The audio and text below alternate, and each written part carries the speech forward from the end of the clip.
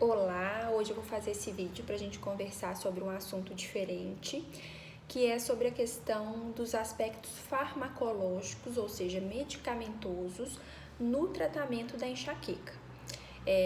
Para o assunto não ficar tão extenso, que tem muitas ponderações que eu poderia fazer sobre esse assunto, eu dividi em 3 dúvidas principais, que é justamente o que sempre os pacientes mais me perguntam. Então, a primeira pergunta seria justamente: eu tenho indicação de fazer um tratamento preventivo medicamentoso? Não existe uma resposta padrão para isso.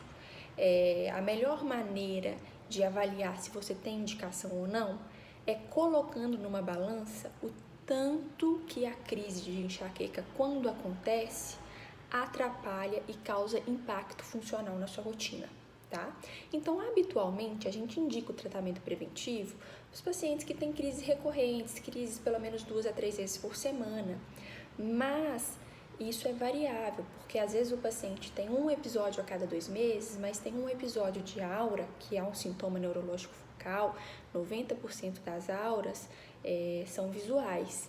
Então, seria, por exemplo, quando você começa a ver aquelas luzinhas piscando, às vezes alguns cotomas que são manchas escuras na visão.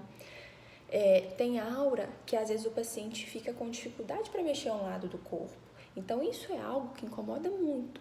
Então, às vezes, mesmo que seja uma crise a cada 2 meses, com certeza teria indicação de fazer o tratamento preventivo medicamentoso, tá?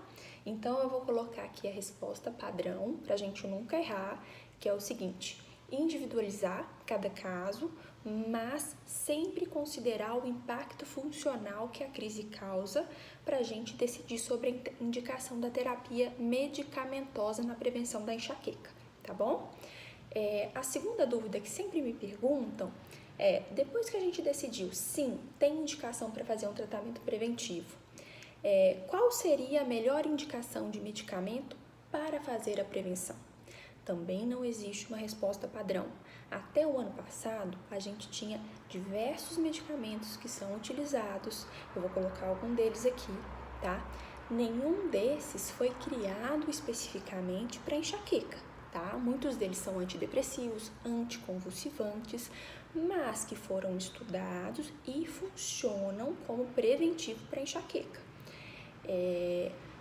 Eu falo até ano passado porque esse ano muitos de vocês já sabem que saíram os anticorpos monoclonais, que são medicamentos que foram criados especificamente para prevenção da enxaqueca, que aqui agora nós temos no Brasil o galcanezumab e o erenumab, que são medicamentos de alto custo, então na maioria das vezes não é a nossa primeira escolha, tá? Resumindo, em relação ao tratamento preventivo da enxaqueca, a gente tem 2 principais mecanismos que a gente pode agir para o controle das crises, né? De uma maneira farmacológica. Então, tem a ação central, que é quando a gente age no córtex cerebral, na hiperexcitabilidade que a gente tem ali, que é justamente onde agem os anticonvulsivantes, no caso, topiramato, o ácido valproico, tá? A flunarizina também age na hiperestabilidade cortical. E a gente pode agir na via periférica, justamente nos nossos receptores e no envio do estímulo doloroso, no estímulo que deflagra a cascata de reação inflamatória, via perifericamente até chegar no sistema nervoso central. Essa via periférica a gente consegue controlar com antidepressivos tricíclicos, beta-bloqueadores, que é o caso do propranolol, por exemplo.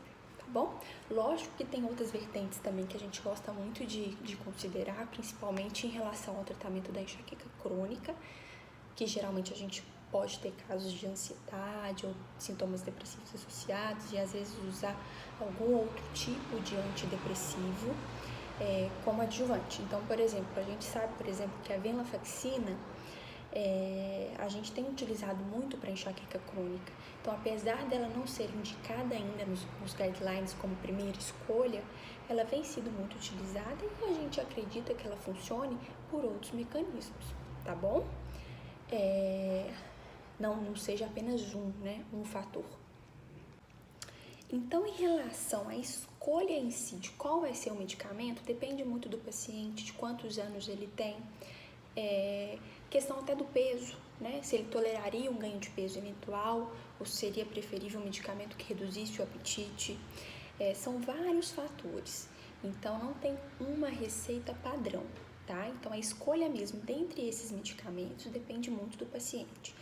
Nessa questão, eu sempre gosto de frisar o seguinte: é muito comum, às vezes, o paciente ter em mente que já usou aquele remédio, ele não funcionou, mas ele pode não ter usado na dose adequada e ele pode não ter usado no período adequado, tá? Ou, às vezes, por intolerância a algum efeito colateral, que existe algum meio da gente interpor, né? Ou manejar esse efeito colateral de uma maneira que ele consiga usar, ok? E a terceira dúvida, que provavelmente é a mais importante, que vocês têm mais curiosidade em saber, que é o seguinte: por quanto tempo eu vou utilizar esse medicamento? Vou ficar dependente dele?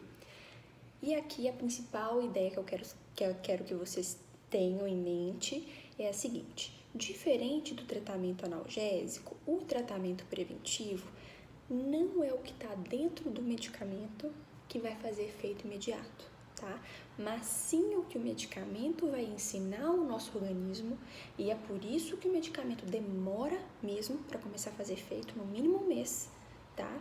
Mas da mesma maneira que faz com que depois a gente consiga retirar lentamente, tá? E o organismo pode manter algumas alterações por um tempo.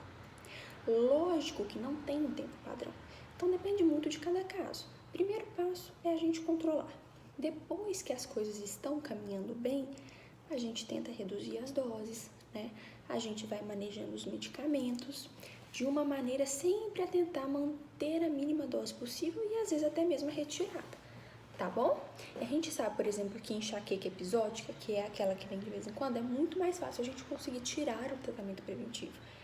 E que enxaqueca crônica, até por outras questões que existem também dentro do quadro da enxaqueca crônica, o desmame do medicamento é mais difícil, mas ser mais difícil não quer dizer que é impossível, ok? Espero que eu tenha ajudado vocês e podem ter certeza que eu vou continuar postando mais vídeos interessantes.